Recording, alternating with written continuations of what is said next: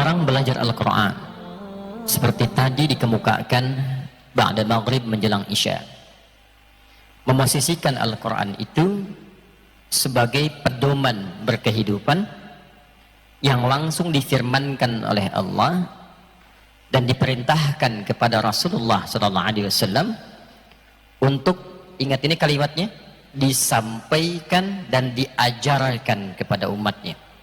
Ingat ya, bukan hanya disampaikan, tapi disampaikan dan diajarkan kepada umatnya. Al-Quran ini sudah viral sebelum kedatangan Nabi Muhammad SAW.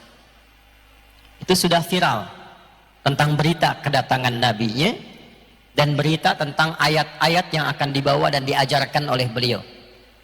Dari mana kita bisa mengetahui? Di antara bukti validnya adalah doa Nabi Ibrahim dan Nabi Ismail alaihimassalam ketika tuntas meninggikan bangunan Ka'bah, lalu kemudian keduanya berdoa di dekat Ka'bah itu. Di antara sekian doa yang dipanjatkan, nanti diabadikan di Quran surah kedua Al-Baqarah di ayat 129. Keduanya berdoa, A'udzubillahi minasyaitonirrajim. Bismillahirrahmanirrahim. Rabbana wab'ats fihim rasulan minhum. Nah, tidak sampai sini kalimatnya. Kalau sampai sini berarti yang diutus cuma rasulnya saja. Tapi selanjutnya yatlu alaihim ayatika. Yatlu alaihim, perhatikan kalimatnya, ayatika. Wa yu'allimuhumul kitaba wa yu'allim, mengajarkan. Wa yu'allim, kalimatnya ingat ya, wa yu'allimuhumul kitaba wal hikmah wa yuzakkihim innaka antal azizul hakim. Saya tadi ulang-ulang ingin menegaskan, bukan tidak hafal, tapi ingin menegaskan kalimat yang saya garis bawahi. Perhatikan kalimatnya, Rabbana wab'ats fihim. Ya Allah, Tuhan yang merawat kami, yang menjanjikan memenuhi seluruh kebutuhan kami, yang memperhatikan kami. Karena Rabb itu punya makna rububiyah.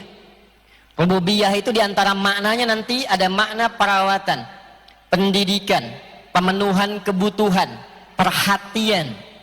Ya, itu kalimat pertama yang diperkenalkan oleh Allah sejak kita ada dalam kandungan, usia 4 bulan roh ditiupkan. Itu di Al-A'raf ayat 172.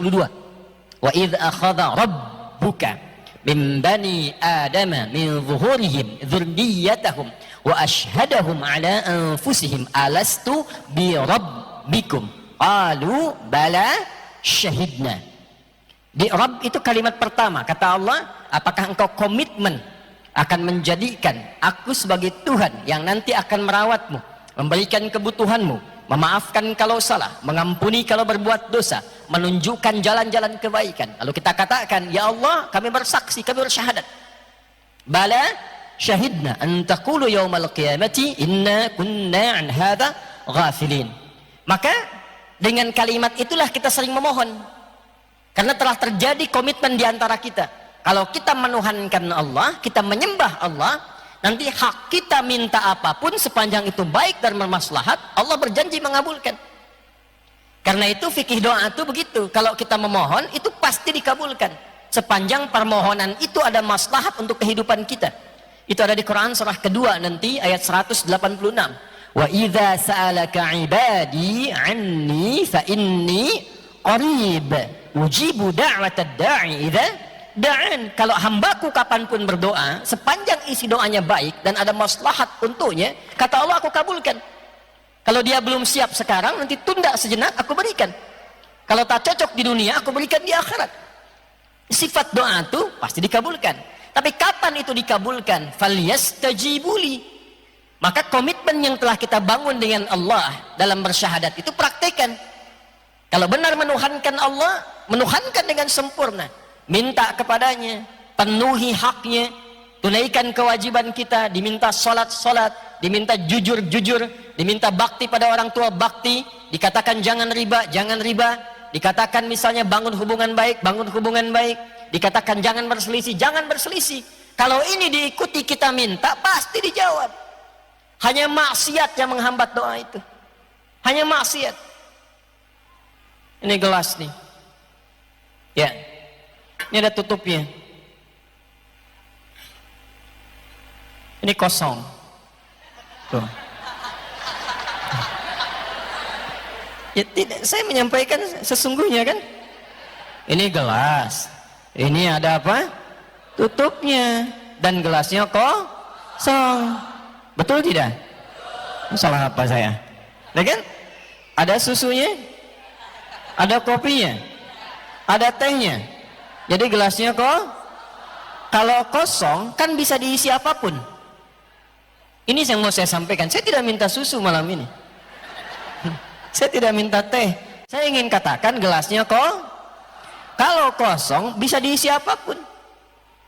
Ini spidol dimasukkan masuk. Tisu dimasukkan masuk. Air dimasukkan masuk. Yang jadi masalah adalah ketika gelas yang ditutup begini. Tuh, belum saya terangkan bayi sudah ada yang nangis tuh. Sedih. Gelasnya ditutup begini. Ketika gelasnya ditutup, apakah spidolnya masih bisa masuk? Kita memang mencoba memasukkan ini, tapi berbalik tak masuk. Bukan kita tidak mau masukkan, kita masukkan cuman nggak masuk. Dimasukkan pakai tisu nggak masuk, bukan tidak memasukkan, dimasukkan nggak masuk. Itulah maksiat. Jika maksiat sudah dikerjakan yang haram masuk dalam tubuh seseorang, saya tidak ingin mengatakan masuk tubuh kita, karena tipikal orang beriman, imannya tak akan bersatu dengan maksiat. Kalau seseorang mengerjakan maksiat masuk ke dalam dirinya, itu yang menjadi sekat. Bukan Allah tidak mengabulkan, dikabulkan tapi nggak masuk, balik, karena ada penghalangnya. ثم ذكر الرجل يطيل السفر أشعث أغبارا يمد يديه إلى السماء فقال يا رب فقال رسول الله صلى الله عليه وسلم أن يستجاب لذلك فمطعمه حرام مشربه حرام ملبسه حرام وغذي بحرام. Nabi mengisahkan tentang seorang lelaki menempuh perjalanan jauh yang diniatkan untuk ibadah itu mengabulkan doa. Mengabulkan doa, ingat, 2 kali lebih cepat dibandingkan dengan orang diam. Anda datang ke sini dengan niatnya betul-betul untuk ibadah. Anda datang ke sini niatnya untuk sholat. Anda datang ke sini niatnya untuk menuntut ilmu, tidak ada yang lain. Bukan nyambi. Akhi, ketemuan yuk. Di mana? Di Masjid Ad-Du'a saja sambil ta'lim. Sambil ta'lim. Agendanya ketemuan, ya, ta'limnya nyambi. Nah, yang dimaksud bukan ini, yang dimaksud murni ta'lim, yang dimaksud murni untuk ta'allum, yang dimaksud murni untuk ibadah. Maka berlaku hadis Nabi sallallahu alaihi wasallam ma rawahu Abu Darda yang diriwayatkan oleh sahabat Abu Darda radhiyallahu taala anhu, kemudian dikutip oleh Al-Imam Ibnu Majah rahimahullahu taala dalam kitab Sunannya. Faqala haddatsana qala Rasulullah sallallahu alaihi wasallam man salaka tariqan yaltamisu fihi ilma sahhalallahu lahu tariqan ilal jannati wa innal malaikata la tad'u ajnihataha ridan li talibil ilmi. Kalau ada orang menempuh perjalanan sekalipun di jalannya berliku, tariq itu beda dengan syariah. Syariah itu jalan depan lebar, luas, nyaman. Tariq itu kadang jalan bisa sempit, bisa panjang tapi berliku. Kadang naik turun, kadang nggak kelihatan ada lubangnya, kadang nggak mudah, di tengah-tengah ada hujan, itulah tariq. Tapi nggak sia-sia, nanti ditampakkan di akhirat. Ya, sekarang ilmu yakin, ainul yakinnya saat sakaratul maut, hakul yakinnya saat pulang kembali kepada Allah. Nanti saat sakaratul maut ditampakkan hasilnya. Pahala itu ditampakkan sebelum meninggal. Kalau ingin cepat lihat silahkan, ya. Tapi nggak mungkin kecuali mendekati ajal. Ya, mendekati ajal, maka ditampakkan itu, ada pahalanya. Ya, kata Nabi sallallahu alaihi wasallam diperintahkan malaikat catat. Setiap langkahnya, peluhnya, keringatnya dicatat untuk meringankan langkah dia ke surga. Hadisnya belum selesai. Dan setiap malaikat diperintahkan membentangkan sayapnya memberikan ridha kepada penuntut ilmu itu. Sejak dia keluar dari rumahnya, dari kantornya, dari jalannya, di antara makna ridha malaikat itu mengaminkan doa yang ia mohonkan kepada Allah. Maka di jalan isi dengan zikir, isi dengan doa. Nah, ini orang ini dikisahkan oleh Nabi sallallahu alaihi wasallam menempuh perjalanan dan itu cepat mengabulkan doa seharusnya.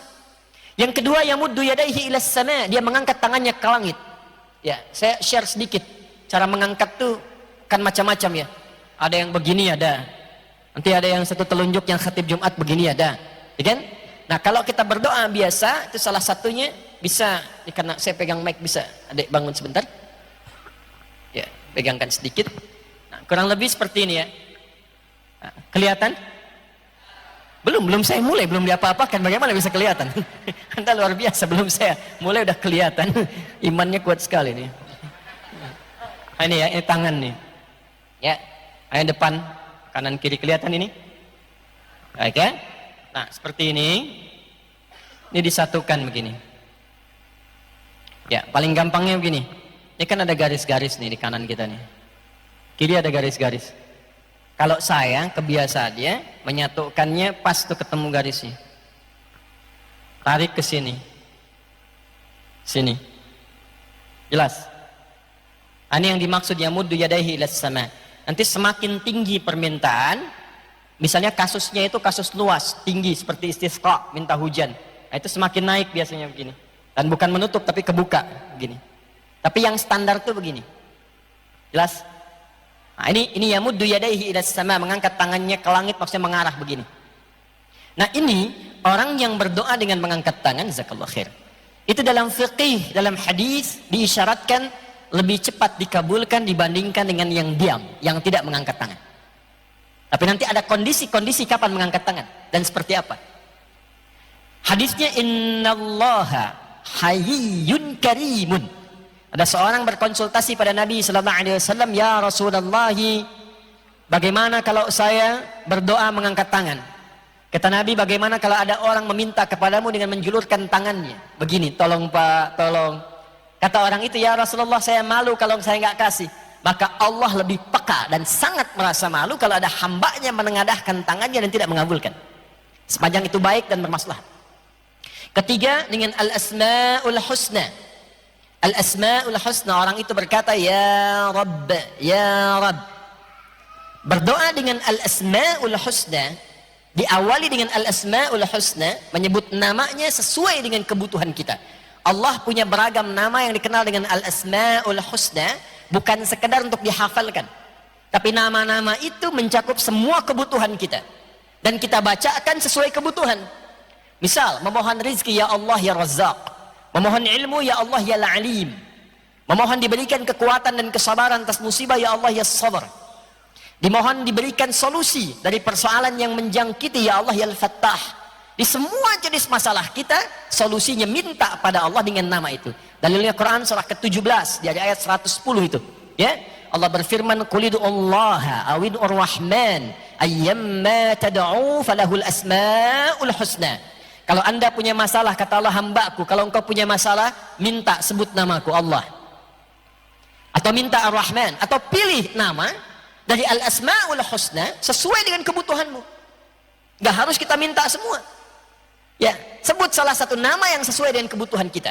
Dan laki-laki yang dikisahkan di awal tadi, dia melakukan 3 pekerjaan ini, menempuh perjalanan jauh, mengangkat tangannya plus memulai dengan al-asma'ul husna. Tapi apa jawaban Nabi? Bagaimana doamu bisa dijawab sampai kepadamu sementara pakaianmu ini asalnya dari maksiat? Anna yustajabu lidzalika mat'amu haram. Ya, makanannya dari sumber yang haram. Mashrabu haram, minumannya dari sumber yang haram. Malbasu haram, pakaian dari sumber yang haram. Apa enggak malu sama Allah datang ke masjid berdoa, ya Allah, berikan aku solusi dari masalahku, sementara pakaian yang dikenakan hasil dari korupsi. Ya Allah, berikan aku hidayah, sementara di handphonenya terkumpul gambar-gambar yang tak pantas, video-video yang tidak layak dilihat. Apa enggak malu Anda sholat memasukkan handphone ke dalam saku, di dalamnya penuh dengan gambar maksiat? Bagaimana bisa dijawab doanya? Bagaimana bisa khusyuk salatnya? Apa enggak malu datang kemudian kepada Allah menggunakan kendaraan hasil dari yang dilarang? Itu yang kemudian menghambat keberkahan itu datang. Itu yang menjadikan nafsu berpetualang.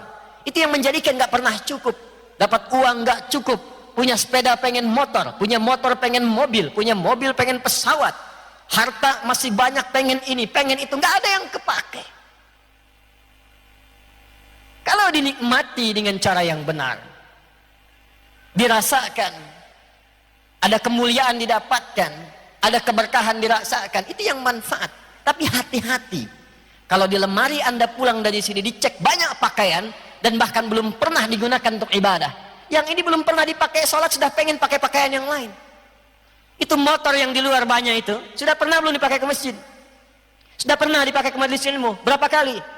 Itu sepeda yang Anda koleksi di rumah, pulang ke rumah cek, yang sering dipakai di kesempatan pagi, bahkan sejak selesai sholat subuh, pernah nggak dipakai ke masjid? Jangan-jangan ke masjidnya jalan kaki, sepedanya pakai sepeda. Halo? Hah?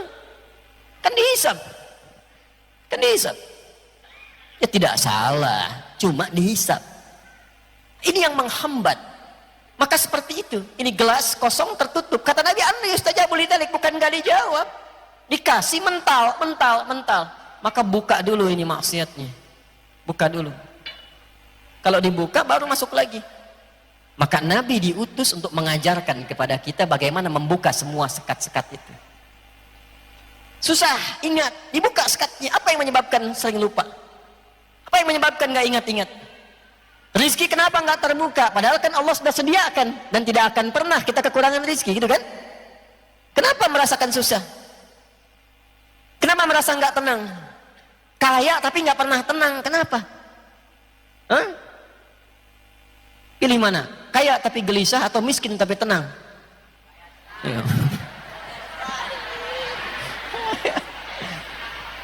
Tapi kan sekarang banyak didapati kaya tapi nggak tenang-tenang. Ya, kenapa masih bisa korupsi? Karena nggak tenang dengan apa yang didapatkan. Kenapa masih bisa menipu? Karena nggak tenang. Kenapa masih bisa berkelahi? Padahal kan orang kaya semua. Kenapa masih mencelakai? Padahal bisnis hartanya sudah banyak. Kenapa? Karena ada sesuatu yang tidak tepat dilakukan. Kita butuh Al-Quran. Kita butuh pedoman. Karena orang dulu itu kayanya luar biasa. Tapi mereka menikmati kehidupannya, dan yang paling membahagiakan adalah hidupnya terhormat, jasanya dikenang, asetnya masih ada sampai saat ini, dan jaminannya dari lisan Nabi surga. Dan kayaknya level ketiga. Level ketiga, tiga itu kan tertinggi. Yang standar itu kan kaya. Naik di atas itu kaya banget. Yang ketiga, kebangetan kayanya. Kaya banget, kebangetan kayaknya. Utsman bin Affan kenal? Ayo kenal. Saya terakhir kemarin waktu berangkat umrah itu, hotelnya sudah jadi. Hotelnya jadi di Madinah itu. Tulisannya wakaf Utsman bin Affan radhiyallahu taala anhu. Wakafnya Utsman, kapan wakafnya? 15 abad yang lalu, punya hotel sekarang. Ya. Itu dari barokah apa? Membeli sumur, membeli kebun, lalu diwakafkan. Masyarakat bisa menikmati abadi, sampai sekarang tertulis namanya hotelnya Utsman. Dan beliau menantu Nabi, kaya, jadi pemimpin, masuk surga. Ya, ada orang kaya enggak, ya kan? Sahabat Nabi bukan, menantu Nabi jauh, ya kan? Berharap surga Firdaus, ya, tapi kehidupan jauh gitu. Ya, saya nggak bisa mengungkapkan, saya nggak punya kosakata yang aneh-aneh gitu ya. Tapi intinya cita-cita masuk surga, tapi perilaku dan bekal jauh dari itu. Ya, bagaimana bisa tercapai?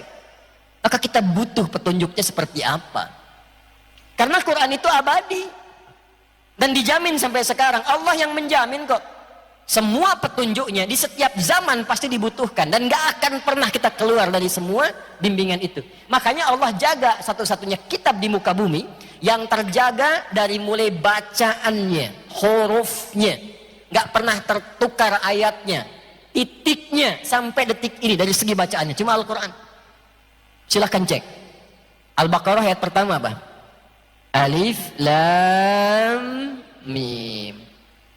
Dari zaman Abu Jahal sampai abu-abu yang sekarang dibacanya tetap sama, tetap sama. Alif Lam Mim, Alif Lam Mim. Dulu belum ada harakat, bukankah dulu ada alam nashrah ya, lakas sadrak, tulisannya kan alif lam dengan mim juga kan, tapi nggak pernah ketukar sampai sekarang. Alam nashrah, alam alif lam mim, sampai sekarang nggak ada yang beda. Titiknya, nggak ada yang beda hurufnya, nggak ada yang beda cara bacanya, semua serupa Al-Quran. Tapi intinya adalah isinya. Kata Nabi Ibrahim, Nabi Ismail alaihissalam, ya Allah, mohon nanti utus seorang Rasul yang termulia, yang paling istimewa, yang paling hebat, yang dijanjikan itu lahirnya di dekat tempat yang paling istimewa di muka bumi, dekat Ka'bah. Saya sering mengajarkan dan menerangkan ini, tidak ada satupun Nabi Rasul lahir yang kelahirannya dekat Ka'bah tempatnya kecuali Nabi Muhammad sallallahu alaihi wasallam. Dan itu didoakan ya oleh Nabi Ibrahim dan Nabi Ismail jauh sebelum masa kelahirannya. Muhammad sallallahu alaihi wasallam bin Abdullah bin Abdul Muttalib bin Hashim bin Abdul Manaf bin Qusay bin Murrah bin Kilab bin Ka'ab bin Ghalib bin Fihr bin Malik bin Nadar bin Kinanah bin Khuzaimah bin Mudrikah bin Ilyas bin Nizar bin Mudar bin Ma'ad bin Adnan bin Addi bin Adri bin Muqawwam bin Nahur bin Tarikh bin Ya'rub bin Yasjub bin Nabit bin Ismail alaihissalam bin Ibrahim alaihissalam. 29 sampai 30 generasi sebelum kelahiran Nabi Muhammad sallallahu alaihi wasallam. Ayo ulangi. Ya, satu generasinya tuh bisa ratusan ribuan tahun. Sudah didoakan. Makanya tadi saya katakan di awal, Al-Quran itu ayat-ayatnya itu sudah dimohonkan dan sudah viral informasinya.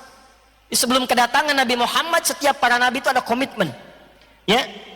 Wa idh akhadna mitsaqan nabiyyina lama ataitukum min kitabin wa hikmatin thumma ja'akum rasulun musaddiqun lima ma'akum la tu'minunna bihi wa la tansurunna qala aqrartum ala dhalikum isri ya qalu bala syahidna qala fashhadu wa ana ma'akum minasyahidin. Perjanjian semua, enggak ada nabi rasul dilantik kecuali membenarkan risalah Nabi Muhammad sallallahu alaihi wasallam.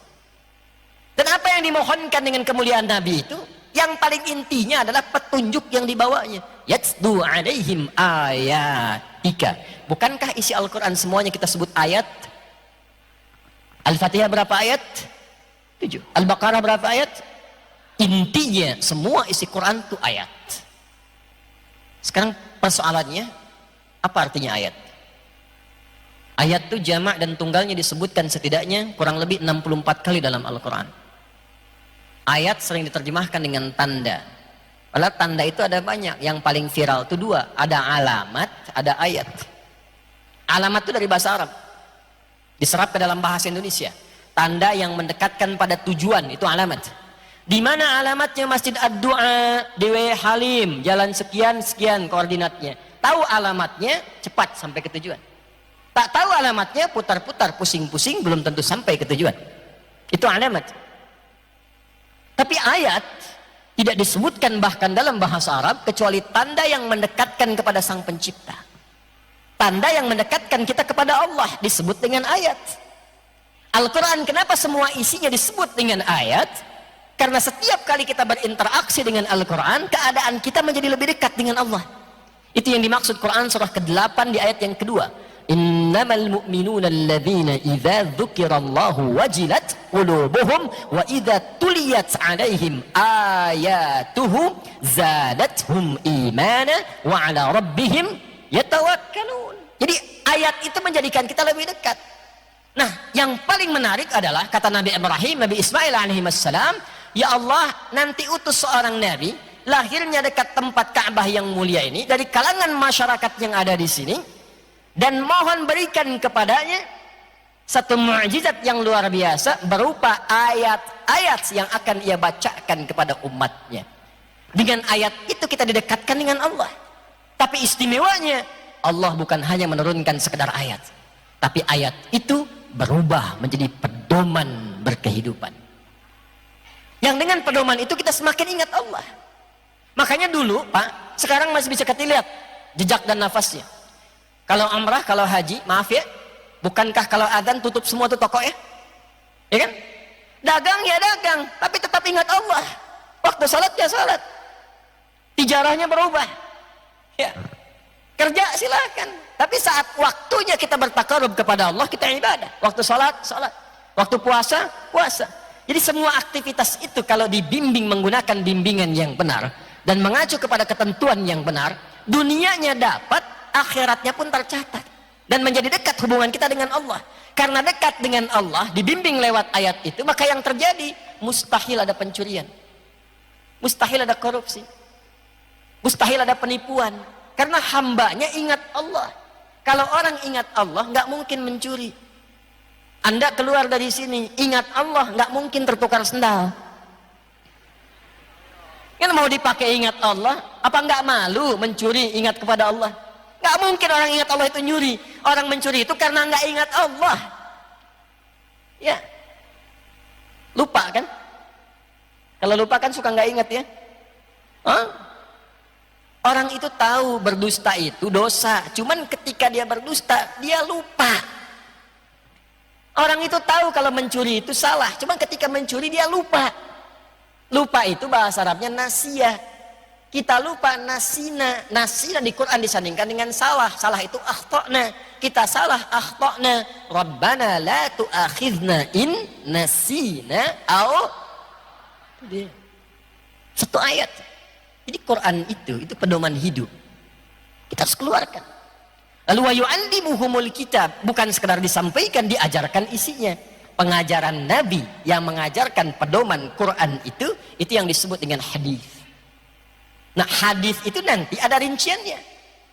Saya izin berdiri ya. Kita mulai masuk ke intinya. Ini mukadimahnya selesai nih. Masuk ke intinya sekarang. Sampai jam berapa kita? Siap. Siap. Silahkan subuh sampai di sini, saya di Villa Citra. Perhatikan sini. Jadi Al-Quran itu kelihatan ya? Ya terserah lah, mau lihat mau belum. Ya, tulis nih Al-Quran nih. Nah, kelihatan? Kalau nggak kelihatan, saya barusan menulis Al-Quran. Bayangkan di kepalanya tulisannya Al-Quran gini. Nah, ini pedoman hidupnya, firman Allah. Maaf, yang memfirmankan siapa? Yang memberi pedoman siapa? Pertanyaan saya, kita sekarang pakai logikanya yang betul, pakai logika. Ya, Allah menjadikan kita sebagai manusia yang cerdas, diberikan kekuatan untuk menalar. Maka gunakan akal ini di tempat yang benar supaya hidupnya sehat. Perhatikan baik-baik. Kalau pencipta tahu nggak dengan yang dicipta? Paham tidak? Mengerti tidak? Contoh praktek, yang bikin handphone tahu nggak tentang handphone? Kalau rusak kita bawa ke counter handphone atau ke dealer motor? Tempat handphone ya, karena yang tahu handphone tuh yang bikin handphone, yang tahu motor yang bikin makanya kalau motor ada kerusakan dibawa ke bengkel bukan ke kantor handphone. Salah Anda. Maaf saya ada kerusakan nih. Apa? Ini spare partnya motornya rusak, tapi dibawanya ke konter HP. Anda nggak sehat. Jelas ya? Dari sini Allah pencipta kita bukan? Saya tanya, kita manusia bukan? Coba lihat dulu masing-masing. Yakin manusia? Ini apa? Ini apa? Baik, kepala. Ini pundak, ini benar berarti. Pelan-pelan, kita manusia bukan? Tulis di sini manusia. Ini pelan-pelan kita gunakan logika kita dengan benar. Siapa pencipta kita? Yakin? Baik. Nanti bab akidah juga dirinci. Islam itu agama penuh ilmu. Kenapa Tuhannya harus Allah? Dirinci. Nanti ada dialognya, ada silogismenya, diterangkan. Ya, kenapa mesti paham dengan akalnya? Kenapa Anda pilih Allah bukan yang lain? Itu ada jawabannya termasuk di Quran. Kenapa Tuhan itu mesti satu? Ini dalam keyakinan umat Islam ya, tapi didialogkan supaya kita yakin. Ya, kenapa namanya Allah bukan yang lain? Dari mana datangnya nama Allah? Ada spesifik. Secara singkat kita yakin Tuhan kita siapa? Allah. Jadi pencipta kita siapa? Pertanyaannya, tadi kan kita di awal sudah kita komitmen tegaskan, yang mencipta pasti sangat tahu dengan yang diciptakan kan? Konsekuensi dari pernyataan ini, Allah pasti tahu tentang kita kan?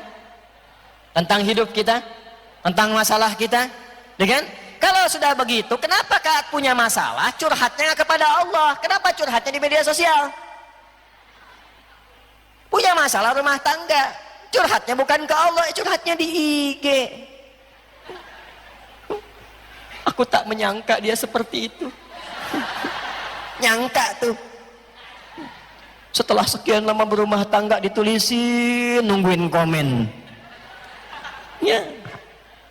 Tulis dari Lampung, nungguin komen, ambil masak, dicek lagi, cek lagi. Ini apa? Gak menyelesaikan masalah. Innama ashku bathi wa khuzni ilau. Jadi yang mengetahui ini Allah. Yang tahu kita Allah. Yang tahu hidup kita Allah. Sebelum dicipta, saat beraktivitas, sampai kita wafat, sampai pulang kemana. Antum tuh di sini mau ngapain sih? Ini saya tanya nih, saya tanya. Meninggal gak? Meninggal gak? Tuh, meninggal tuh. Meninggal. Tuh, meninggal. Kita yakin kita pasti akan pulang. Pertanyaannya, setelah meninggal tuh kemana? Apa yang dilakukan? Ada apa? Terus di sini selama ini ngapain? Kalau mau meninggalkan dunia, kan mau ditinggalkan. Bekalnya apa? Masa kita mengerjakan sesuatu di tempat yang akan kita tinggalkan, tapi nggak punya bekal ke tempat yang akan kita kunjungi. Antum dari Lampung mau ke Palembang, dari sini mau ke Palembang, mungkin nggak berangkat ke Palembang tanpa bekal, mungkin nggak? Mungkin. Mungkin berkehidupan di sana kalau nggak ada bekal. Nggak mungkin. Orang kalau mau bepergian pasti nyiapkan bekalnya. Anda kan yang ada di sini nggak dari satu tempat. Dari Lampungnya mungkin beda-beda. Ada yang dari Metro, ada yang dari Damar, ada yang dari Natar, ada yang dari macam-macam. Boleh jadi juga mungkin ada yang dari luar kota datang ke sini. Nggak mungkin Anda ke sini kalau nggak ada bekal. Mustahil. Nah, kita diminta berpikir cerdas. Kita kan akan meninggalkan dunia ini. Bekal apa yang dibawa ke tempat yang akan kita kunjungi? Tapi bersyukurnya sebagai muslim, di Islam itu paling komplit. Setelah meninggal dunia dijelaskan, cara meninggalnya dijelaskan, pilihan mau yang menenangkan atau mau yang tegang disampaikan, pindahnya kemana dijelaskan, tempatnya namanya kubur, sifatnya barzah, afala ya'lamu idza bu'thira ma fil, suasananya seperti apa. Nggak ada satupun kitab suci yang merinci keterangan di setiap alam kecuali Al-Quran. Silahkan cek. Ini menunjukkan bahwa Al-Quran bukan buatan manusia. Al-Quran itu firman. Yang berfirman siapa? Allah. Kenapa difirmankan? Secara singkat adalah, ini pedoman hidup kita ada di sini. Lalu dipilih Nabi Muhammad SAW, diutus Muhammad SAW sampaikan pedoman hidup ini. Dipilihlah Nabi Rasulullah SAW, Muhammad SAW.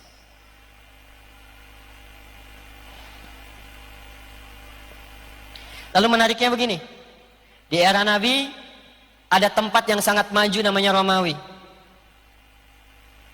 imperium, metropolitan, mewah, peradaban, teknologi hebat. Bisa kita saksikan sekarang ada tempat gladiator macam-macam tuh, jejaknya masih ditemukan.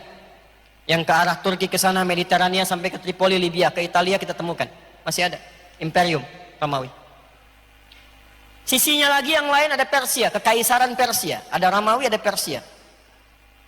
Sama, maju, punya peradaban, pasukannya hebat, ya luar biasa, militernya tangguh dan seterusnya.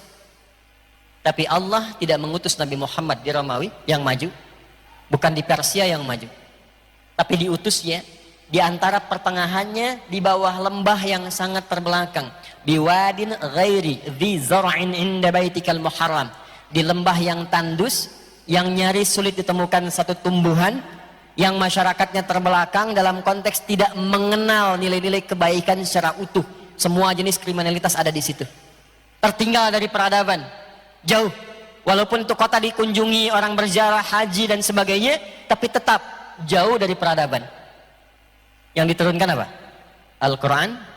Ditugaskan Nabi untuk membimbing, maka didetilkan oleh Nabi keterangan ayat-ayat ini. Wa yu'allimuhumul kitab. Diperintahkan mengajarkan isi kandungan Al-Quran itu. Ketika ada orang-orang di masa Nabi yang berniaga, turun ayat-ayat tentang niaga. Ini ayat-ayat dagang, dibimbing lewat ayat-ayat ini. Ada yang di militer, dibimbing lewat ayatnya. Ada yang di birokrasi, dibimbing. Ada yang sekedar dengan tenaga, dibimbing. Turun ayat, turun ayat, turun ayat. Semua jenis aktivitas manusia ada bimbingannya, detilnya dari petunjuk Nabi. Semua yang melekat pada petunjuk Nabi disebut dengan hadis namanya. Hasilnya apa? Ini tempat yang dikenal dengan jahiliyah, yang paling terbelakang, naik ke permukaan, mengalahkan sinar Romawi dan Persia. Yang ini kemudian runtuh ke bawah, yang ini juga tenggelam, ini naik. Dan demi Allah saya katakan, naiknya itu dengan pencerahan yang berkemajuan. Dibawa kemanapun risalah kemuliaan yang dicontohkan dan dibimbing Nabi ini, semua tempat itu maju dan tercerahkan. Silahkan. Sepeninggal Nabi dibawa ke Afrika Utara. Afrika Utara itu nanti provinsi dulu bagi negara Islam yang ada pada saat itu. Provinsinya. Provinsi. Gubernurnya Musa bin Nusir. Panglimanya Tariq bin Ziyad. Datang orang Andalusia di Iberia, Spanyol sekarang yang dekat dengan Portugal. Datang minta pertolongan untuk dibantu ke sana, dikirimkan Tariq bin Ziyad. Yang sekarang selatnya masih ada, dokumentasinya Gibraltar. Ya? Masih ada tempatnya. Dibawa ke sana, Andalusia yang tertinggal, datang umat Islam dibantu. Ini tidak bisa ditolak dalam sejarah. Dibantu, dikembangkan sampai muncul peradaban di Eropa bertahan selama 7 abad. Perhatikan, bukan peradaban Arab, bukan peradaban Andalusia, tapi peradaban Islam di Andalusia, peradaban Islam di Irak. Dibawa kemanapun, maju. Maka kita mesti sadar bahwa semua petunjuk dalam Al-Quran dan hadis itu bukan sekedar untuk dibaca, bukan sekedar untuk ditahsin, ditajwid, diperdengarkan, dibacakan. Itu bagus, ada pahalanya. Tapi intinya, pahami, bawa, amalkan dalam kehidupan. Setelah ini diturunkan, jadi kurikulum, itu yang disebut dengan sunnah namanya. Sunnah itu jalan yang diikuti. Dari sini muncul istilah Al-Quran sebagai pedoman, sunnah sebagai rangkuman kita dalam meniti kurikulum hidup itu. Rinciannya di sini. Maka dikumpulkanlah jasa besar oleh para ahli hadis. Contoh Al-Imam Al-Bukhari, itu yang paling viral kan? Al-Imam Al-Bukhari itu dari Bukhara, bukan orang Arab. Orang Uzbekistan sekarang. Beliau tuh nama aslinya Muhammad, punya bapak namanya Ismail, punya kakek namanya Ibrahim, kakek buyutnya Al-Mughirah, eyang buyutnya Al-Bardizbah, tinggal di kecamatan Ju'fah, Kabupaten Bukhara, Provinsi Khorasan, negara Uzbekistan sekarang. Makanya karena dari Bukhara, beliau memperkenalkan, saya dari Bukhara. Dalam rumus bahasa Arab, tambahkan al di depan nama kota, ujungnya tutup dengan i. Al-Bukhari. Saya dari Bukhara. Jadi beliau memperkenalkan diri, saya bukan dari Arab, saya dari Bukhara. Islam telah sampai ke tempat saya dan memotivasi saya untuk belajar sampai datang saya ke sini. Makanya dulu orang dari luar itu memperkenalkan lebih banyak dengan nama daerahnya. Ada Syekh Yasin dari Padang, dia memperkenalkan diri beliau. Ana Yasin Al-Padangi, Islam telah sampai ke Padang dan mengantarkan saya ke sini. Ada Syekh Nawawi dari Banten, Syekh Nawawi Al-Bantani. Ya, nanti ada Pak Sabil tuh, ketua DKM Ad-Du'a. Ya, datang misalnya ke Mekah, ana Sabil Al-Waihalimi Al-Lampungi Al-Masjid Ad-Du'ai. Al-Ketua DKMI gitu ya. Misal, diperkenalkan itu, jadi semua orang berkenalan tahu, oh, ada yang dari sini, dari Jawa, dari Sumatera, dari Palembang, dari macam-macam. Dari negara A, B, C, D. Tapi yang paling menarik apa? Bukan hanya datang memperkenalkan, tapi membawa satu kebanggaan sebagai muslim. Al-Imam Al-Bukhari merumuskan kitab yang sangat populer, ditulis 16 tahun demi merumuskan ini semua. 16 tahun, ditulis mulai di Mekah, berakhir di Masjid Nabi Al-Madinah Al-Munawwarah. Nama kitabnya Al-Jami As-Sahih Al-Musnad Al-Mukhtasar min umuri Rasulullah sallallahu alaihi wasallam wa sunanihi wa ayyamihi.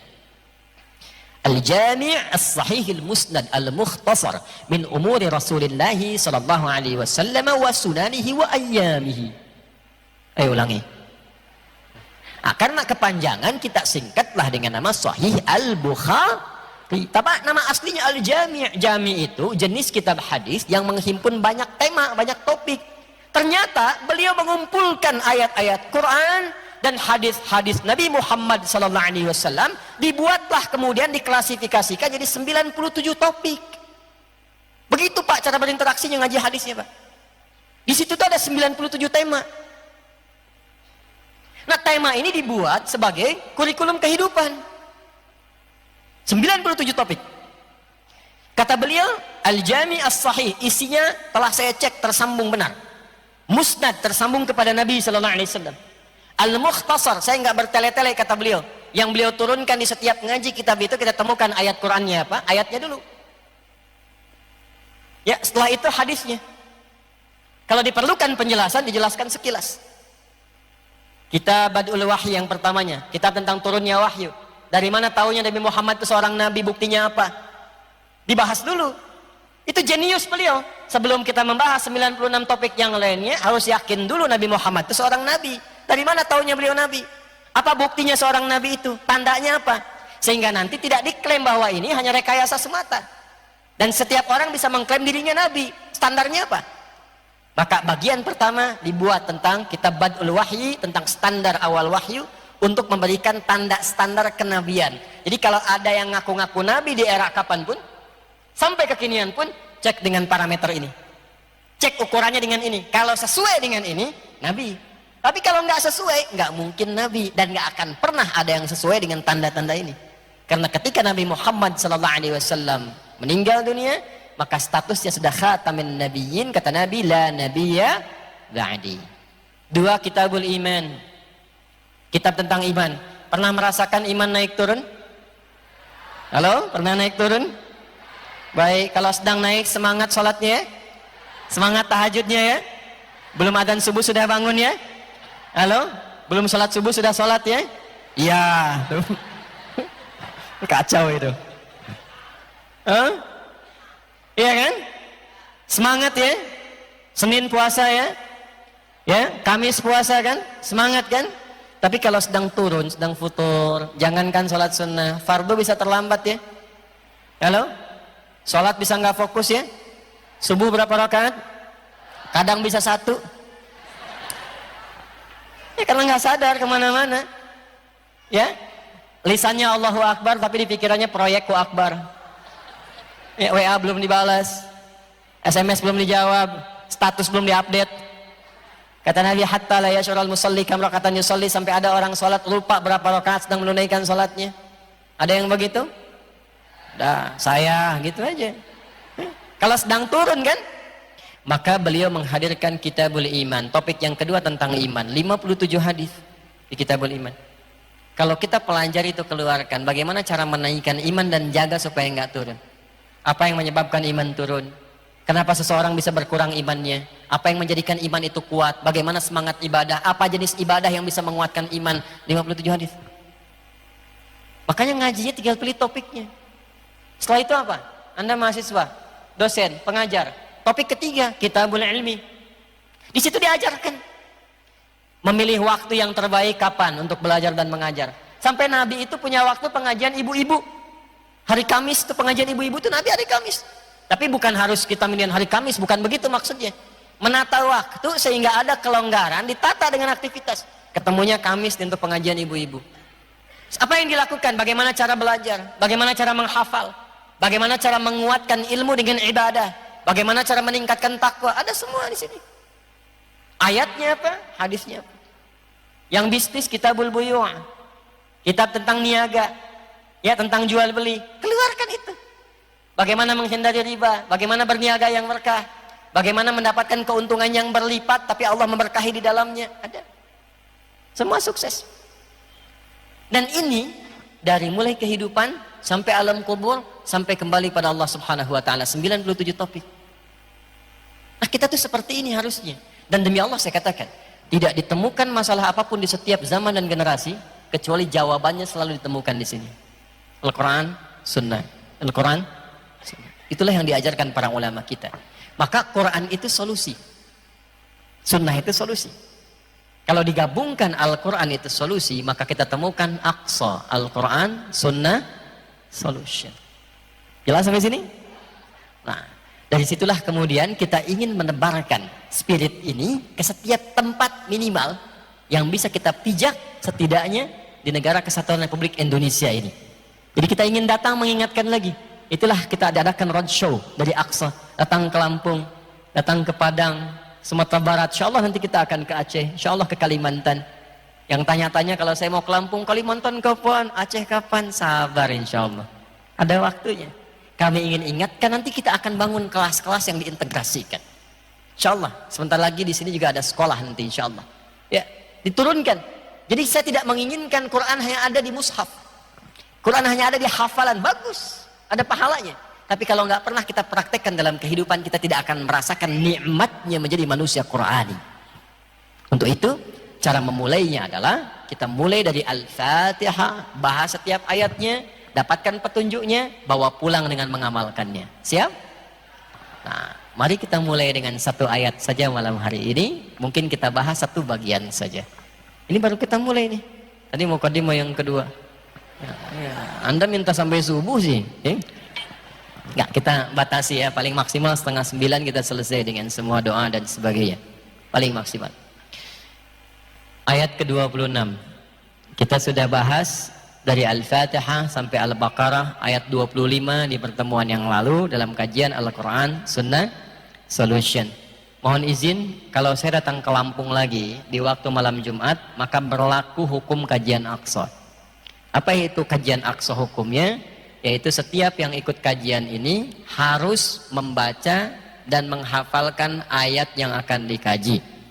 Jadi kalau kita bahas ayat 25, nanti masuk ke sini kita sudah hafal ayat 25 itu satu ayat saja. Satu ayat saja. Siap? Ya. Nah, kalau Anda ke Bekasi, nanti di setiap pintu itu ada musyrif penjaga. Baru boleh masuk ke dalam setelah setoran ayat. Ya, kalau belum hafal boleh datang, tunggu di luar. Nah, itu untuk memotivasi, ya. Tapi kalau belum hafal juga boleh masuk, boleh. Disesuai dengan hafalan, kuat depan, ya. Hafalan agak belakang dikit.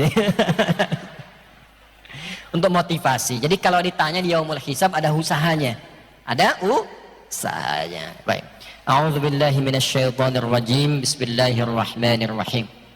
Di tempat ini saya akan merangkum dulu ayat 1 sampai 25 dengan cepat. Setelah itu kita lihat diri kita posisinya ada di mana. Hadirin sekalian, dalam kita berkehidupan kita akan temukan 4 kualifikasi manusia. Ada berapa? 4 kualifikasi manusia berdasar keyakinannya pada Al-Quran sebagai petunjuk berkehidupan, plus berdasar karakter dalam menjalani kehidupan. 1, akan ada orang baik. Jadi Anda ketemu di kantor, baik. Jadi tetangga, baik. Jadi pasangan hidup, baik. Dan ini orang yang paling ideal. Jadi kalau berumah tangga, berpasangan gak akan menyulitkan. Berteman akan terus mendampingi dalam suka dan duka dan membahagiakan. Jadi tetangga, keberkahannya akan terasakan. Dan ini orang baik yang sejati. Nah, orang baik yang sejati ini oleh Allah disebut dengan kalangan takwa. Orang-orang yang bertakwa. Ini golongan pertama. Dzalikal kitabu la raiba fihi hudal lil muttaqin. Apa ciri orang baik ini yang menghasilkan kemuliaan tadi? Ya, orang-orang ini standar pertamanya adalah beriman. Alladzina yu'minuna bil ghaib. Jadi kalau Anda ingin mencari pasangan, Anda ingin berteman, Anda ingin cari tetangga, cari tempat untuk tinggal, pertama kali kalau ingin keadaan hidup itu menenangkan, jauh dari persoalan-persoalan yang menggelisahkan, maka cari orang yang beriman. Jelas? Nanti ada standarnya iman juga. Karena terkualifikasi nanti. Kalau sudah menemukan orang beriman, ini beriman nih, beriman. Maka lihat standarnya. Kapan disebut beriman? Wa yuqimunas shalah. Minimal dia bisa menjaga waktu sholat dengan sempurna yang fardu, yang pokok. Tulis begini bentuknya. Salat tuh ada begini, alif, lam, shad, lam, alif, ta begini. Ada alif, lam, shad, lam, waw, kemudian alif, ta maftuhah begini. Ada alif, lam, shad, lam, waw, kemudian fathah tegak ta begini. Kalau yang ini sekali salat. Kadang-kadang alifnya diganti dengan waw tapi bentuknya begini salat. Kalau yang begini alif, lam, shad, lam, waw, alif, ta yang nggak melihat di papan tulis bisa dituliskan keterangan Al-Baqarah ayat 238. Quran surah kedua ayat 238 paling kanan sebelah atas di mushaf. Hafidhu 'alas shalawati. Bentuknya begini. Dan yang dimaksud salat fardu 5 waktu salat. Ya. Rumusnya 24 4 3 4. 2 subuh, 4 zuhur, 4 asar, 3 maghrib, 4 isya. Ini salat fardu. Kalau begini, alif, lam, shad, lam, waw, fathah tegak, ta begini. Ini artinya semua jenis sholat yang mampu dikerjakan. Yang pokok, yang fardunya 5, di luar yang ini pun masih bisa dilakukan. Tahajud, duha, sholat mutlak, rawatib, itu maksudnya. Kalau Anda ingin menemukan teman sejati, teman yang baik, kata Al-Quran, pilih orang beriman yang dia menunaikan sholat dengan baik, bukan sekedar menjaga fardunya, tapi juga menjaga sholat-sholat sunnah yang menyertainya. Kalau yang fardu kan standar. Tapi kalau Anda sudah menemukan orang rajin sholat duha, rajin tahajud, rajin rawatibnya, itu bisa dipastikan tanda pertama kebaikan melekat pada dirinya. Dari pasangan, ada wajah-wajah yang kelihatan belum menikah, ya, insya Allah ya, insya Allah ketemu jodohnya, dimudahkan, ya minimal sebelum kiamat 2 hari lah, ya. Ya kan? Jadi statusnya saat meninggal sudah pernah menikah, sebelum kiamat kurang 2 hari. Sehari lagi kan persiapan buat tobat ya. Itu kalau tahu, kalau enggak ya kita beramal sepenuhnya. Jelas? Baik. Kenapa nyambung ke situ itu? Sholat. Maka cari yang sholat. Tetangga, cari tempat yang di situ semarak sholatnya, dekat ke masjid. Ya. Teman, cari pekerjaan yang tidak meninggalkan sholat. Anda tuh aneh kadang-kadang. Anda kan pekerjaan mencari rizki, terus Anda yakin rizki itu dari Allah, tapi Anda cari pekerjaan yang menjauhkan Anda dari Allah, ya nggak nyambung, Joni. Itu gimana sih? Anda bekerja mencari rizki, rizki itu sumbernya dari Allah, gitu kan? Terus Anda cari pekerjaan yang tidak menyambungkan Anda dengan Allah, ya gimana dapat rahmat Allah? Itu yang menyebabkan kadang nggak berkah.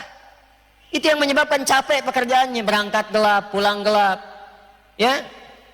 Bulan belum habis sudah habis gitu kan, kerja lagi, ada yang banyak, belum dimulai pekerjaan sudah ada omset, tapi membuat diri dia tersiksa, tidur susah, ya, kerja lagi, diskusi lagi, rapat lagi, yang sudah ada nggak ternikmati. Dan saya yang paling kadang-kadang kasihan, untuk sholat aja nggak mampu, untuk baca Quran nggak punya waktu, terus cita-citanya dahsyat pengen ke surga Firdaus gitu. Wa mimma razaqnahum yunfiqun. Ketiga, senang berbagi. Ya, dapat menyertai dalam suka dan duka. Jadi, orang beriman menjaga salat, senang berbagi. Dia tidak punya pun saat itu dia referensikan. Jadi kalau orang kita punya teman yang mengerti tentang kita, membersamai dalam suka dan duka, mau berbagi dalam kebaikan, itu kata Allah pasti orang baik itu. Orang baik. Ya. Kemudian walladzina yu'minuna bima unzila Al-Quran, Al-Quran. Yang keempat itu Al-Quran. Ini tingkat yang paling tinggi. Kalau sudah ditemukan ahli Quran yang benar-benar ahli Quran, itu bahagia, Pak. Demi Allah saya katakan bahagia. Bapak Ibu ya, lihat anak Anda yang kecil mengulang-ulang Al-Quran 3 tahun, 4 tahun, baru hafal ad-duha, tapi Anda pulang kerja dan melihat anak itu sedang mengulang ad-duha, hilang semua penat Anda di kantor dan di jalan. Demi Allah saya katakan, demi Allah. Anda pulang itu, anak-anak 3 tahun, ya, terus Anda pulang, assalamualaikum. Anda lihat anak Anda sedang menghadap kiblat, wadduha wallaili idza saja. Anda bisa terdiam di belakangnya sampai selesai begini. Lalu Anda peluk, angkat anak itu, dan Anda hilang penat perasaan yang kadang-kadang rapat, kadang-kadang gelisah, kadang-kadang ada pertikaian dan sebagainya. Hilang semua dengan Al-Quran. Apalagi ketika anak Anda usia 10 tahun menelpon dari kejauhan di pesantren mengatakan, Abi, Umi, alhamdulillah, Nanda telah selesai 30 juz. Demi Allah saya katakan, apapun yang pernah Anda raih, miliaran, ratusan, triliunan yang pernah Anda dapatkan dalam proyek dunia, tidak akan pernah mampu menyaingi kebahagiaan yang Anda dapatkan ketika mendengar selesai khatam Al-Quran. Saya sudah bertemu beragam pejabat yang tinggi, hartanya banyak dan sebagainya. Tapi mereka, ada di antara yang bahkan mengatakan, Ustaz, kalau diperkenankan saya ingin tukar hafalan Qurannya dengan semua yang saya punya. Saya nggak pengen ini semua, yang penting saya pengen ada hafalan Qurannya. Karena memang mereka merasakan khatam, ya, dengan semua kemewahan dunia, tapi tetap merasa kurang dan masih merasakan kebahagiaan walaupun melihat anak orang lain yang menghafal Quran. Coba rajin-rajin Pak datang ke haflah Quran, ya. Ketika Bapak lihat anak orang lain memakaikan mahkota di kepala kedua orang tuanya, Anda tuh bukan orang tua aslinya. Tapi kita melihat aja sudah bisa terharu dengan keadaan itu. Apalagi itu anak kita. Maaf, anak Anda. Maaf ya Bu. Saya sudah ada istri dan 5 orang anak. Alhamdulillah. Ahli Quran. Ahli Quran. Tapi ahli Quran yang benar. Ahli Quran yang benar. Nanti ada standarnya di Quran surah ke-35 Fatir ayat 32. Thumma awrasnal kitaba alladhina astafaina min ibadina faminhum zalimun li nafsi wa minhum muqtasid wa minhum sabiqun bil khairati biidznillah.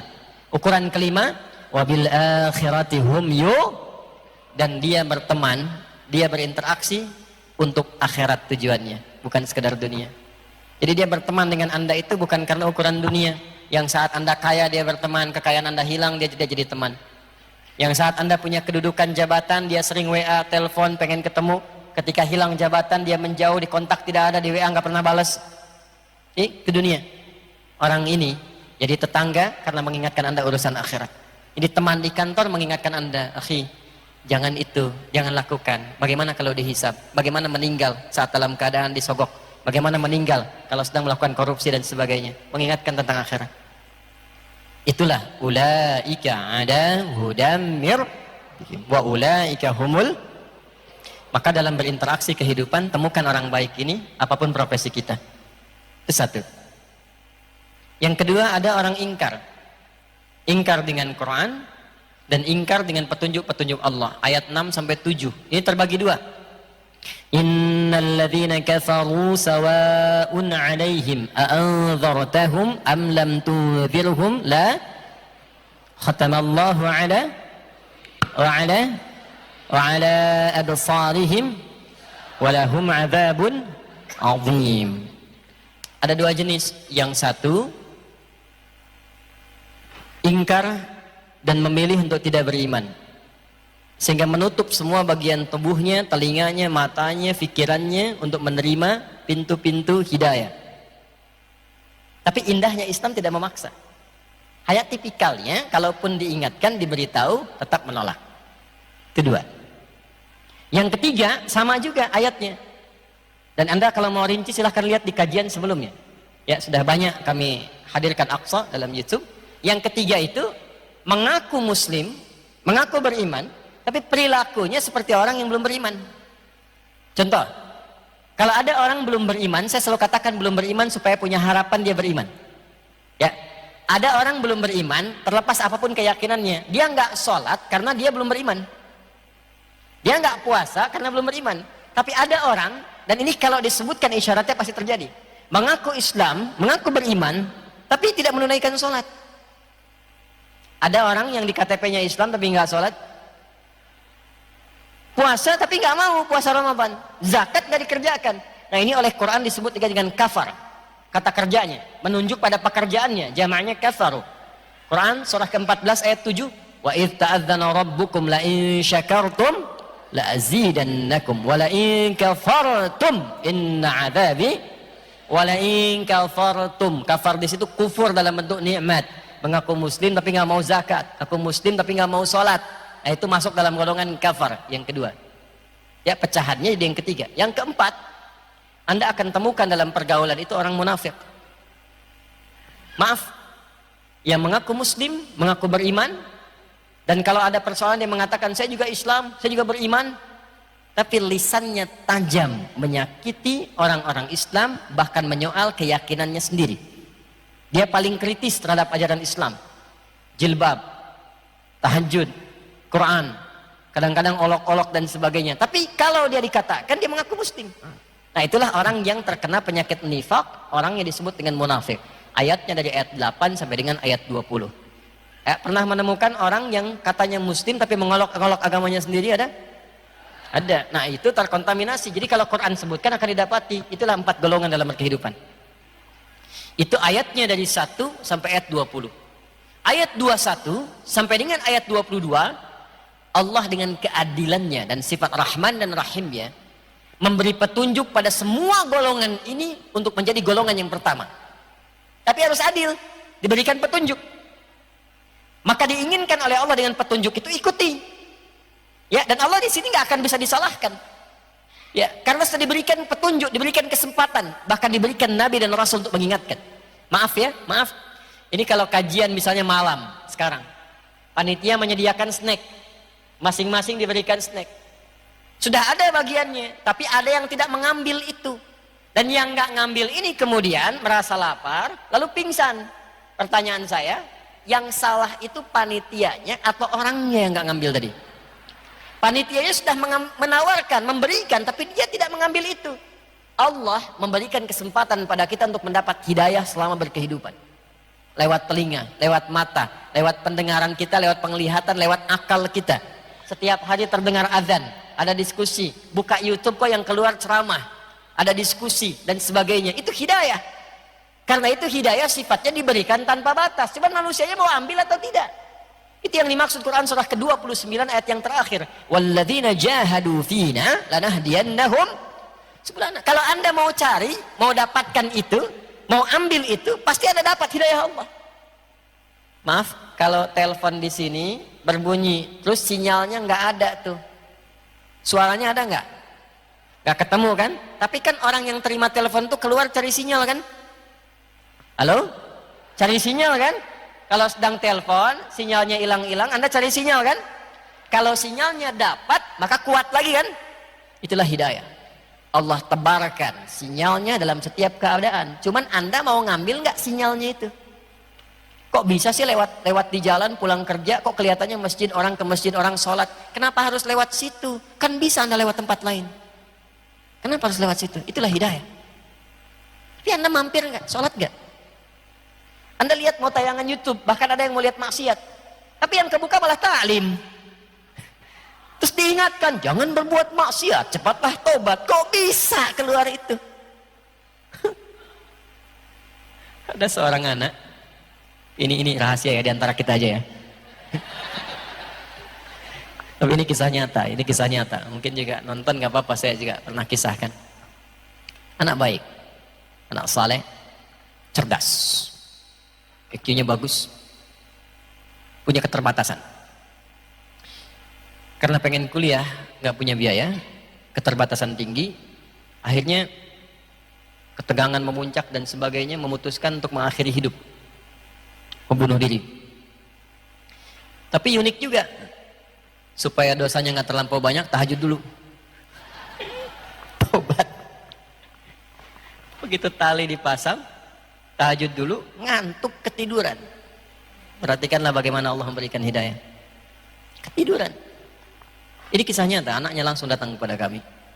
Mimpilah ketemu dengan Rasulullah SAW. Ini kisah nyata, saya tidak mengarang. Pergi ke si fulan katanya, itu aja perintahnya. Datangi si fulan. Datanglah anak itu. Datang ke tempat kami, Bekasi, persis di kajian malam Jumat begini. Itu ceritakan seperti tadi. Saya diminta menjumpai Ustaz. Saya bilang, apa pesannya dari Rasulullah SAW? Ya, pesannya temui Ustaz aja. Kau mau apa? Saya mau kuliah, mau sekolah. Gak ada yang lain? Enggak, cuma kuliah aja. Gak ada pesan yang lain? Tidak. Ya sudah. Mau di mana? Di kampus. Udah, kamu kuliah. Siapkan semuanya sampai kuliah, sampai S2. Demi Allah, selama kuliah nggak pernah minta apapun, nggak uang saku, nggak ini, cuma pengen biaya kuliah aja. Anda tahu yang terjadi? IPK-nya sempurna, summa cum laude 4. Dan risetnya itu sangat luar biasa tentang ketahanan pangan dan diminati sampai dari profesor dari Jepang.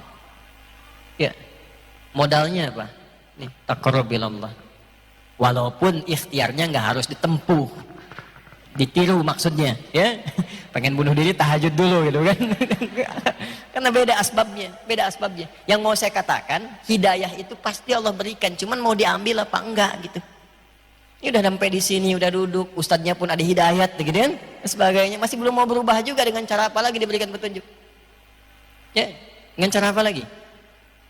Nah, ini poinnya.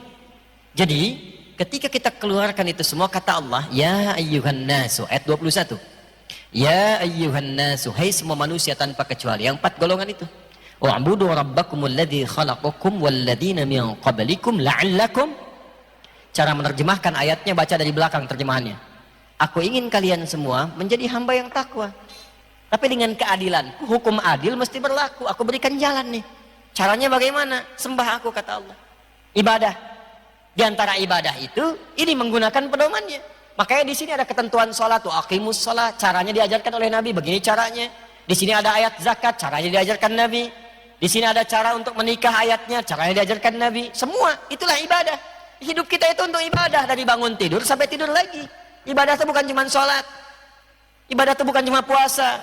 Kita itu makannya ibadah, ya, berpakaian ibadah, minum ibadah. Makanya bangun tidur aja udah ibadah. Untuk menjadikan kegiatan itu ibadah ada pedomannya. Pedomannya dari Al-Quran, rinciannya dari sunnah. Makanya di antara sunnah itu mengajarkan doa. Dan hanya dalam Islam semua kegiatannya ada doanya. Silahkan cek, bangun tidur ada doanya tidak? Antara bangun dengan tidur, kita mau tidur dengan bangun dari tidur, sama nggak doanya? Beda. Bangun tidur itu bukan cuma doanya, caranya diajarin. Coba buka Sunan Abu Daud. Ini coba sih bacaannya diperbaiki ya. Coba satu-satu sehari ngaji satu hadis. Pulsa akhiratnya ditambah, jangan cuma dunianya aja.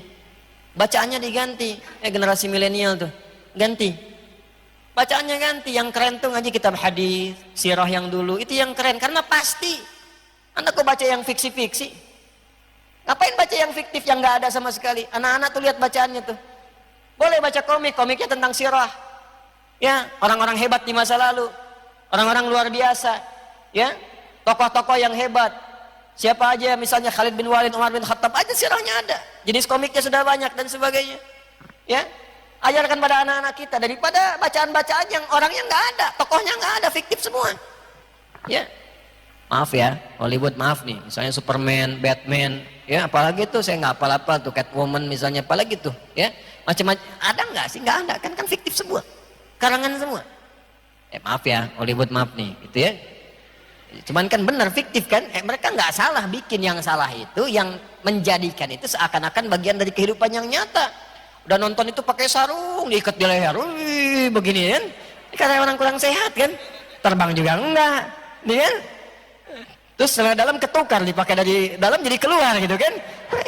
Jadi pada kacau kan hidupnya. Coba, kenapa yang nggak asli-asli aja yang memang wujudnya nyata? Kita punya semua kok. Tokoh-tokoh hebat kita itu nyata semua, nggak ada yang fiktif. Ganti cara bacanya, ganti bacaannya itu. Sehari, one day, one ayat, one hadis, one sirah. Ayatnya keluarkan, hadisnya keluarkan, tokohnya munculkan. Ayat ini turunnya siang apa malam? Kami kalau ngaji tafsir begitu. Satu ayat, turunnya siang apa malam? Turunnya di mana? Diturunkan pada siapa? Kejadiannya apa? Dan itu nikmat ngajinya. Nikmat. Dan nyata, dan kita alami sendiri. Ya, kata Allah, saya ingin hambaku jadi baik semua, aku berikan petunjuk. Caranya bagaimana ibadah? Kita urusan bangun tidur, Sunan Abu Daud, nomor hadis 1367. Posisi paling kanan, agak sedikit ke atas. Ya. Qala an Ibnu Abbas radhiyallahu taala anhuma. Ya, qala, beliau menyampaikan, Ibnu Abbas radhiyallahu taala anhuma menyampaikan, kana an-nabiy sallallahu alaihi wasallam idza istayqadha min naumihi. Adalah kebiasaan Nabi sallallahu alaihi wasallam kalau bangun dari tidurnya, fajalasa, beliau duduk sebentar, duduk dulu. Diatur, Pak. Duduk dulu. Jadi bangun tidur itu nggak langsung doa. Ya, bangun tidur, ku terus duduk dulu. Ini diajarin tuh, kan liriknya salah. Bangun tidur, ku duduk dulu. Bukan terus mandi, masa bangun tidur langsung mandi? Ke kamar mandinya kapan? Bangun tidur langsung mandi. Bangun tidur, ku duduk dulu. Membersihkan, bukan bekas ngantukku, bukan tempat tidurku. Ya, bisa bangun tidur langsung bersihkan rapi, tidak. Anda masih ngantuk. Ya, apa tuh bahasa Rusianya? Nundutan. Ya, nundutan. Ya. Apa nundutan? Masih ngantuk. Ya, orang baru bangun kan belum sadar sepenuhnya. Ya, masa langsung baca doa? Jam 3 tuh. Tapi begitu sadar kan bisa jam 5. Begini-begini aja tuh. Pengalaman kan? Ya. Bangun tidur, kok hadis tuh begitu, duduk dulu. Ajarin liriknya sama anak-anak kita. Bangun tidur, ku duduk dulu. Duduk dulu. Ya, membersihkan bekas ngantukku famasaha biyadihi min athari naumi. Itu hadis. Bisa bikin lirik. Ajarin di TK-TK anak TPG kita. Dari lirik hadis itu. Bangun tidur duduk dulu, kemudian membersihkan dengan telapak tangan atau bagian tangan, bukan telapak, membersihkan dengan bagian tangannya yang bersih. Ya, bekas ngantuknya. Kenapa yang menyebutkan bagian tangan yang bersih? Karena nanti ada hadis lain. Kalau engkau bangun dari tidur, cuci tanganmu karena engkau tak tahu kemana tangan itu berkelana saat dia tidur. Ya, nah jadi saat kita sadar ini bagian yang terbersih, bersihkan bekas ngantuk. Setelah itu apa? Baru membaca 10 atau 11 ayat terakhir di surah Ali Imran. Ya, nanti ada hadis lain membaca alhamdulillahilladzi ahyana ba'dama amatana wa ilaihin nusyur. Bangun tidur, membersihkan bekas ngantukku, lalu baca ayat. Oh. Bikin sendiri deh. Baca doa alhamdulillahilladzi ahyana ba'dama amatana wa ilaihin nusyur. Itu tuh petunjuk. Singkatnya begini, ya Allah terima kasih Engkau memberikan aku kesempatan hidup sesuai ajal, padahal mungkin Kau bisa wafatkan aku dalam tidurku. Aku berjanji di kehidupan saat ini aku akan mencari bekal terbaik untuk pulang. Itu makna doanya. Jadi Anda kalau bangun tidur begitu, Anda tuh sudah berjanji. Anda bekerja nyari bekal akhirat, Anda belajar nyari bekal akhirat, ya, Anda beraktivitas nyari bekal untuk pulang. Maksudnya kalau meninggal di hari itu bekalnya siap. Itu maksudnya wa ilaihin nusyur. Makanya setelah itu baca Ali Imran dari ayat 190 sampai ayat 200. Thumma qara'a khawatima surah Ali Imran. Dari inna fi khalqis samawati wal ardi wa ikhtilafil laili wan nahari la ayatin liulil sampai ayat 200-nya. Ya ayyuhalladzina amanu sabiru wasabiru warabitu wattaqullaha la'allakum tuflihun. Sampai situ. Itu kalau dipahami ayatnya, demi Allah saya katakan, kaji ayat ini Anda akan menjadi orang pintar atau orang paling paham tentang substansi kehidupan. Jadi tempatkan dimanapun Anda ngerti. Tugaskan ini, sukses. Jadi diplomat, sukses. Di kantor, sukses. Kerja ini, sukses. Maaf, saya sudah lebih dari 5 menit dari yang ditetapkan tadi. Masih boleh sedikit aja? Boleh ya? Itu baru satu hadis tuh. Bangun tidurku, membersihkan, lalu doa, lalu doa pada Tuhanku, baca surat, baca surat tunjuk hidupku, baca surat petunjuk itu ajarkan anak-anak kita tuh. Di suratnya apa? Ya, 10-11 ayat. Setelah itu summa dhahaba ila syinin mu'allaqah. Udah sadar, udah punya misi, visi, baru pergi berwudu. Yang mandi-mandi. Baru setelah itu sholat. Ya setelah selesai semua baru membersihkan tempat tidurku rapi. Berangkat ke masjid, tempat tidur udah rapi, udah baik, udah semuanya sholat. Berangkat beraktivitas. Kalau semua ini baru dikerjakan, baru satu ayat, satu hadis tentang bangun aja, pasti berkualitas tidur dan bangunnya. Diamalkan nggak? Diamalkan nggak? Iya, kan yang diamalkan baru seperempatnya kan? Seperempatnya baru doanya kan? Alhamdulillahilladzi ahyana ba'da mamatana wa ilaihin nusyur. Dah. Duduknya bagaimana? Sadar tidak? Doanya diresapi tidak? Setelah itu yang dibacakan dipahami tidak? Satu, itulah Al-Quran Sunnah Solution. Kata Allah, saya ingin semua hambaku bertakwa, tapi aku harus adil, aku beri jalan. Caranya ibadah. Jadikan semua kegiatan kita itu niatkan untuk ibadah. Nanti lihat pedomannya, lihat bimbingannya di sini. Kalau itu bisa dikerjakan, kata Allah, hey, alladzi ja'ala lakumul arda firasau was samaa'a binaa'a wa anzala minas samaa'i maa'an fa akhraja bihi minats thamarati rizqan fala taj'alu lillahi andada wa antum ta'lamun. Perhatikan baik-baik. Kata Allah, aku buat pedoman ini. Aku utus Muhammad sallallahu alaihi wasallam sebagai rasul mengajarkan ini karena aku tahu tentang hidupmu. Aku ingin kau bahagia. Aku ingin kau sukses. Jangankan engkau, aku yang mencipta langit dan bumi. Aku yang menciptamu, bahkan orang sebelummu. Alladzi khalaqakum walladzina min qablikum. Aku yang mencipta engkau, tuh yang tadi saya gambarkan. Bahkan aku mencipta orang sebelummu. Aku kisahkan tentang mereka, mana yang sukses, mana yang berpaling, mana yang durjana, mana yang nestapa. Aku jadikan ibrah untuk kalian. Aku yang ciptakan langit tanpa tiang. Aku yang hamparkan bumi supaya bisa dinikmati. Aku yang mengatur cuaca dan hujan. Jika membuat itu saja gampang, apalagi memberikan kau petunjuk. Ikuti ini, kau pasti akan jadi orang tersukses dalam setiap aktivitasmu. Hanya sayang, Kadang masih ada yang meragukan dengan petunjuk ini sampai menantang. Masa sih?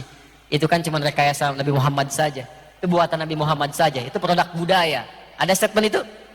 Maka kalau masih ada yang begitu, Al-Quran logis menantang, turun ayat 23 sampai 24. Wa in kuntum fi raibim mimma nazzalna ala abdina fa'tu bi suratin min wad'u syuhada'akum min dunillahi in kuntum shadiqin. Fa in lam taf'alu wa lan taf'alu fattaqun nar allati waquduha an-nas wal u'iddat lil.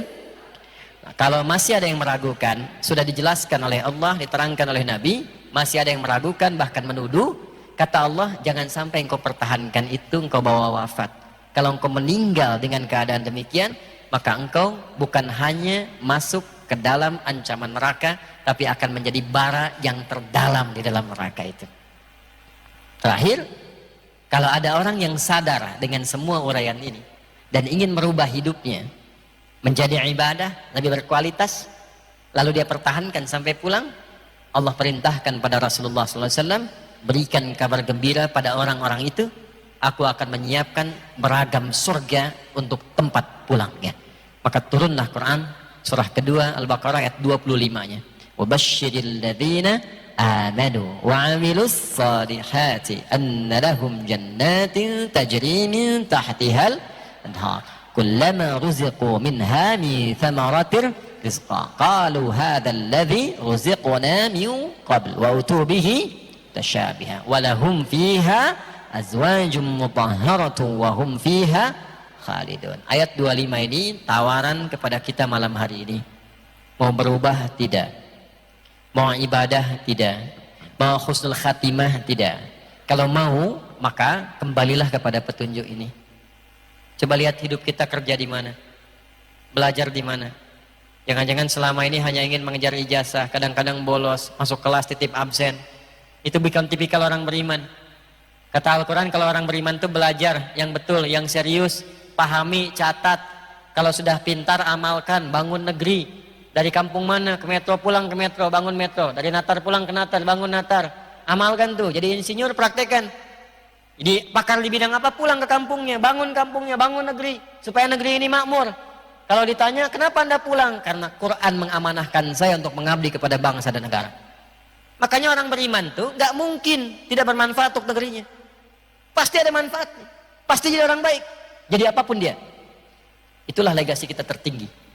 Itulah yang diajarkan oleh Quran. Jadi apapun, jadi orang baik, bermaslahat, bermanfaat untuk negeri tempat kita berpijak.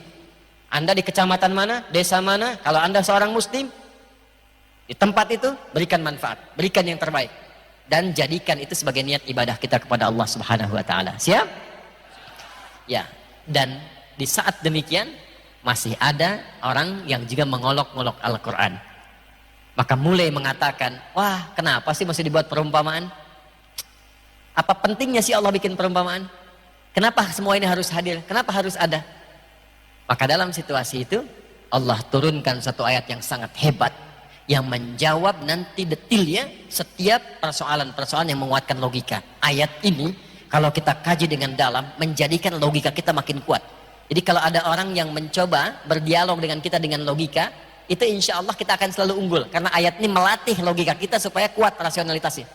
Ya, akalnya sehat. Dan itu sehatnya itu benar karena ada orang yang secara dunia sehat tapi secara spiritual sakit. Ya, orang sepintar apapun kalau kepintarannya tidak mengenal Allah tetap bodoh dia. Ngapain kuliah tinggi-tinggi bahasa rumit-rumit kalau mengenal Allah aja tidak.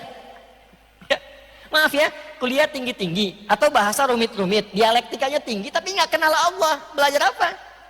Ya, anak TK kecil-kecil kenal Allah. Ini tinggi-tinggi nggak kenal Allah. Atau ada orang yang belajar, ya tadinya bagus, kuliah keluar sampai gelarnya tinggi, pulang-pulang jadi konslet. Ngapain kuliah tinggi-tinggi kalau pulang nggak kenal Allah? Kita tuh belajar supaya kenal pencipta kita. Karena Anda pulang nggak akan ditanya Anda berapa banyak jabatannya, berapa banyak hartanya, berapa banyak ijazahnya, berapa banyak gelarnya, nggak akan ditanya. Masuk ke alam kubur aja gelar tumbang semua. Yang ada yang diharapkan almarhum. Almarhum itu yang disayang. Yang sayang siapa kalau nggak kenal Allah? Pulang kepada Allah itu yang ditanya, hei, dengan ilmumu seberapa engkau bisa mendekatkan itu dengan Allah Subhanahu wa taala? Dengan ilmumu itu, seberapa engkau jadikan ilmumu untuk mengenal Allah. Dan berapa banyak orang yang telah engkau perkenalkan dengan Allah. Harta, dengan sekian yang aku titipkan kata Allah, berapa banyak yang sudah menjadikan engkau dekat kepadaku. Dan berapa banyak orang yang engkau bantu dengan hartamu supaya kenal aku kata Allah. Kedudukan, bukan ditanya berapa bintangnya, berapa tinggi jabatannya. Yang akan ditanya dengan semua jabatan yang telah aku lekatkan kepadamu, sudah berapa banyak yang mengenalkan engkau denganku, yang mendekatkan engkau denganku. Dan berapa banyak kau fasilitasi orang-orang sekitarmu untuk kenal aku? Mau jawab apa? Dan nanti ada satu ayat yang sangat dahsyat, yang dengan memahami ayat itu dan turunannya, insya Allah logika kita kuat, agama kita kuat. Kalau ditanya kenapa Allah Tuhannya, kita bisa jawab. Kenapa pilih Islam, kita bisa argumentasi. Dan kalau ditanya misalnya, kenapa Anda memutuskan untuk beribadah, Anda bisa jawab begini, begini, begini, bahkan dengan logika yang sangat sederhana. Ayat itu akan kita bahas di pertemuan yang berikutnya dalam kajian Aqsa di lain kesempatan, insya Allah. Baik, saya sangat yakin tidak semua berasal dari tempat yang dekat. Jika ada tempat yang mungkin dari sini ada 1 jam, 2 jam ditempuh, ya, yang paling jauh dari mana ini? Wai kanan, 200 kilo, masya Allah. Wai kanan 200 kilo, wai kiri? Dari mana? Ya? Tangerang, masya Allah. Riau, mana lagi? Metro. Jawa Timurnya pun di sampean. Ugoso, masya Allah. Ya, semoga diberkahi oleh Allah ya. Semoga setiap langkah dan pijakannya insya Allah mendapatkan pahala sisi Allah Subhanahu wa Ta'ala. Ya, kita selesaikan kajian malam hari ini. Pertanyaan dan tanya jawabnya besok ya di Masjid Villa Citra, dan itu sangat singkat dan gak ada materi. Jadi siapkan kalau ingin bertanya, tuliskan saja, dan singkat karena kan waktunya masih waktu pekerjaan supaya tidak mengganggu juga. Saya juga harus ke bandara. Jadi besok itu setelah subuh selesai kurang lebih 4:30 langsung tanya jawab sampai 5:30. Setelah itu yang mau berangkat pekerjaan berangkat, yang mau kembali ke rumah berbalik ke rumah ya. Kemudian saya pun akan ke bandara dan kembali ke Jakarta ya. Baik, saya kira itu untuk malam ini. Subuh kita insya Allah tanya jawab di Villa Citra.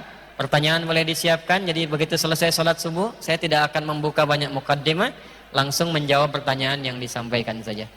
Allahumma taqabbal minna innaka antas sami'ul alim wa tub alaina innaka antat tawwabur rahim. Allahumma 'allimna ma yanfa'una waj'alna min ahli al-Qur'an waj'al al-Qur'ana sahiban lana fid dunya wa syafi'an lana fil akhirati ya arhamar rahimin. Allahumma ja'alna min ummati sayyidina Muhammad sallallahu alaihi wasallam wa halalna ya Allah syafa'atahu yawmal qiyamati ya arhamar rahimin. Allahumma ja'al baqiyata hayatina hayatan thayyibah wa akhir wafatina husnal khatimah bi kalimati la ilaha illallah Muhammadur Rasulullah wa ajib kalimatana bi qaulika ya ayyatuhan nafsul mutmainnah irji'i ila rabbiki radiyatan maradiyah fadkhuli fi ibadi wa dkhuli jannati.